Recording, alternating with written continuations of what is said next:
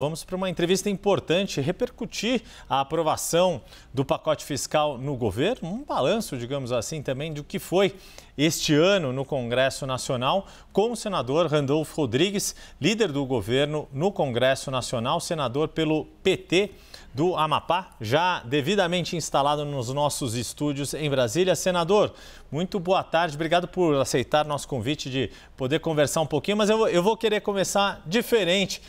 Qual foi o cardápio do almoço de hoje lá no Palácio do Alvorada? Eu vi que o senhor estava ali bem perto no centro da foto. Conta um pouquinho de como foi esse encontro que o presidente reuniu toda a sua equipe e, pelo jeito, foi um clima bem leve, bem amistoso, bem clima de boas festas. É isso? Muito boa tarde.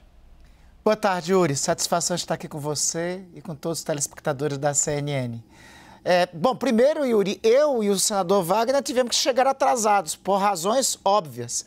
Estávamos cuidando de concluir a votação do conjunto das matérias do ajuste das contas públicas. E aguardamos também lá no Congresso Nacional que o presidente Rodrigo Pacheco fizesse a promulgação da emenda constitucional, agora emenda constitucional número 135, que faz o ajuste definitivo das contas públicas para que nós possamos preparar o Brasil para eventuais turbulências que temos no cenário internacional e para reafirmar a responsabilidade fiscal de nosso governo.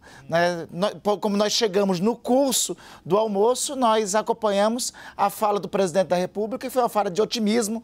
Encontramos um presidente Lula muito bem disposto, revigorado e muito otimista com o Brasil, reafirmando os compromissos que o governo tem que ter. Esse governo tem por princípio a responsabilidade fiscal para poder alcançar a responsabilidade social.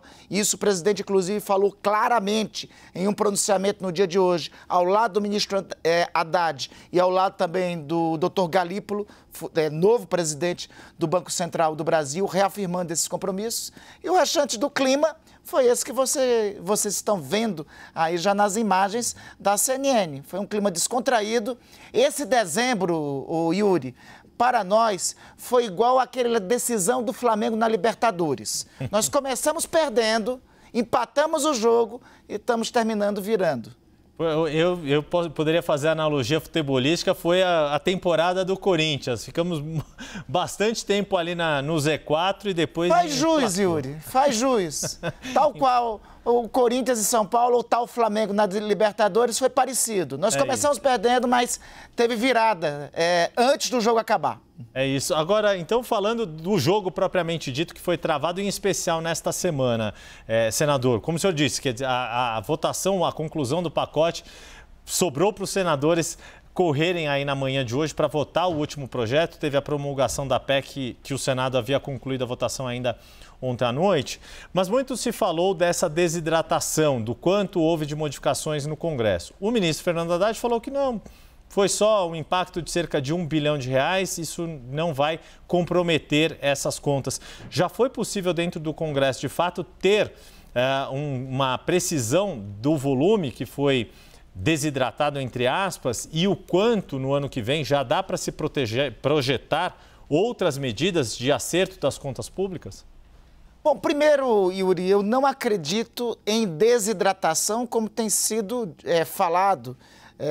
O próprio ministro Haddad falou no máximo R$1 bilhão do projetado para 2 anos de 70. Então, ou seja, seria 69 bilhões de reais. E deixa eu lhe dizer que o que o Congresso aprovou é mais que isso, porque o último projeto, veja que nós reunimos o Senado desde ontem à noite, adentramos pela madrugada de hoje e retomamos na manhã para a votação do PL 4614. E depois votamos um outro projeto sobre a tributação do sistema financeiro, dos bancos, que traz para os cofres públicos mais algo em torno de 16 a 20 bilhões. Ou seja, a gente tinha prometido para o ano que vem algo em torno de, para os próximos 2 anos, algo em torno de 70. Vamos estar, na prática, entregando algo em torno de 80 a 85 bilhões. Então, do que foi projetado é mais do que está sendo entregue pelo Congresso, né?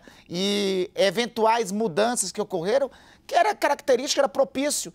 Nunca se teve uma medida na história do Congresso Nacional, Yuri, que passasse uma medida do Executivo na história do Congresso Nacional que passasse pela tramitação nas duas casas do Congresso que não tivesse alguma alteração. Isso sempre ocorreu historicamente e o bom da democracia é isso. Na democracia tem que ser feito, o debate no parlamento possibilita essas mudanças. E o compromisso deste governo com a responsabilidade fiscal é inequívoco. Nós, inclusive, recebemos uma herança de responsabilidade fiscal.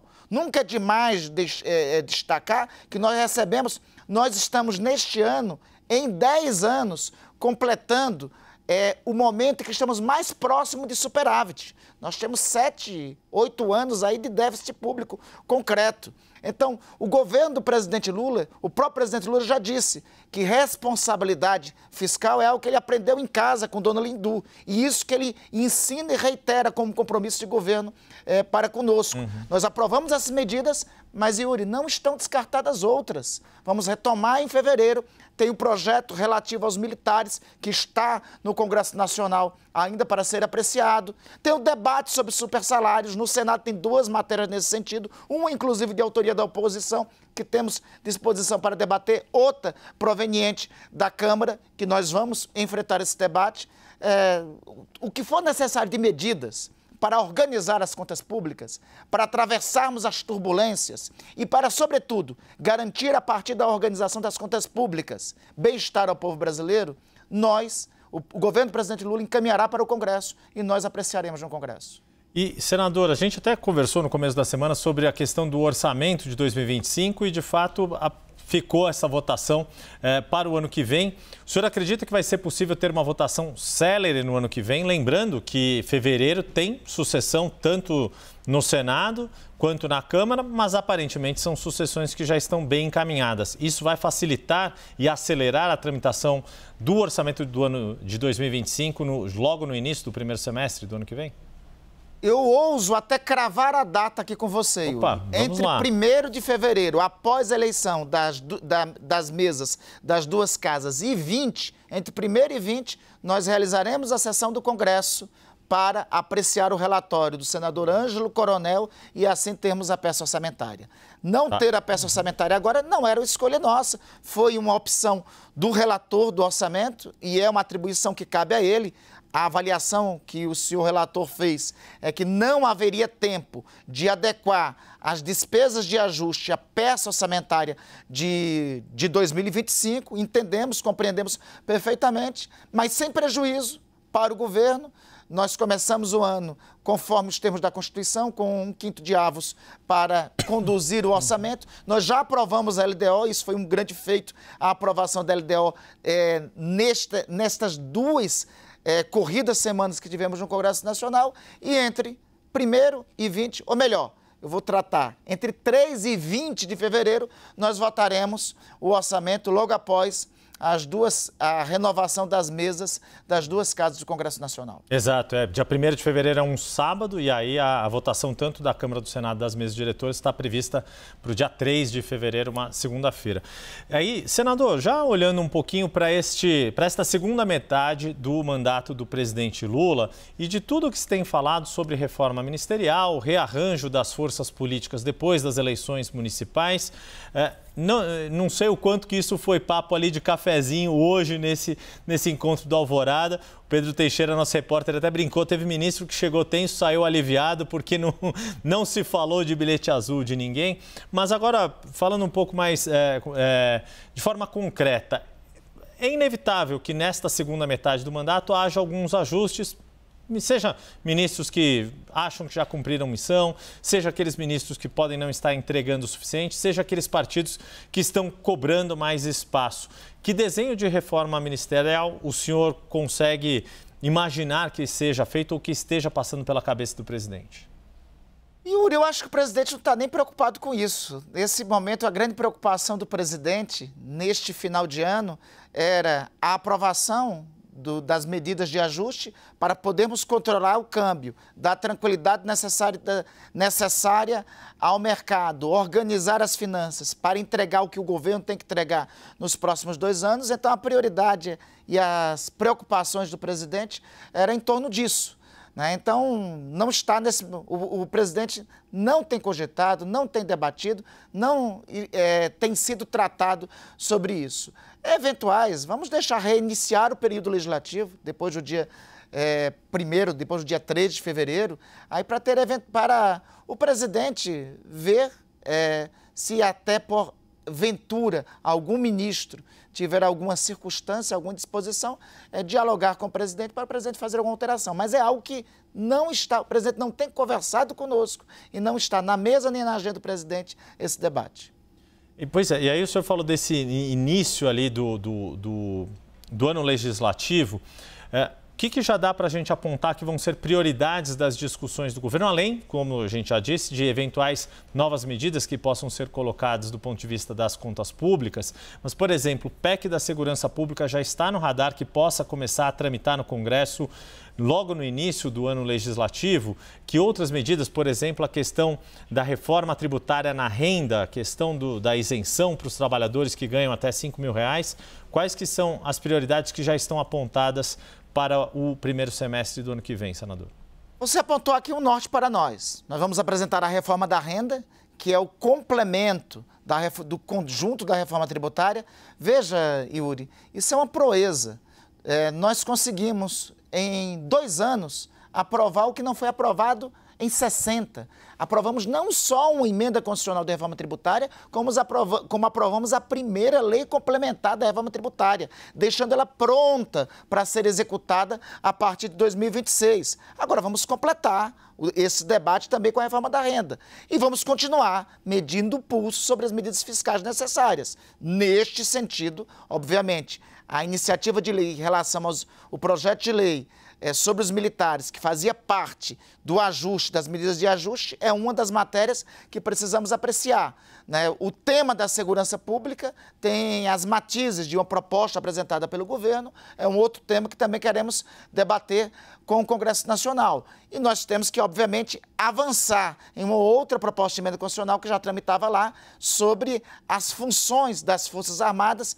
Nós não podemos esquecer, e está cada vez mais patente, as ameaças que pairaram sobre a democracia no último período.